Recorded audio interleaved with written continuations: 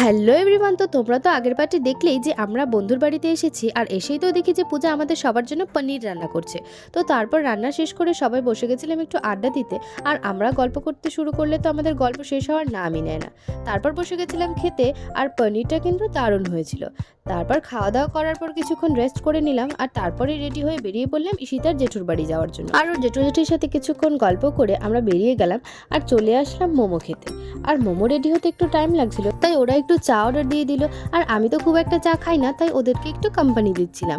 আর এই তো ওয়েট করতে করতে তো আমাদের মোমোও এসে গেছে, আর মোমোটা কিন্তু হেভি ছিল। আর তারপর মোমো খেয়ে চলে আসলাম জাংশনে গিয়ে দেখি বাসে তো ঠিক এই অবস্থা। তারপর আমরা 1 ঘন্টা ওয়েট করে নেক্সট বাসের জন্য অপেক্ষা করছিলাম, আর নেক্সট বাসের জন্য অপেক্ষা করেও কোনো লাভ হয়নি। দাঁড়ানোর জায়গা পর্যন্ত ছিল না, শেষে কিনা আমাদের কোলে বসে বসে আসতে হলো। আর অবশেষে আমরা তো নামলাম। তো আজকের জন্য টাটা, দেখা হবে নেক্সট ব্লগে।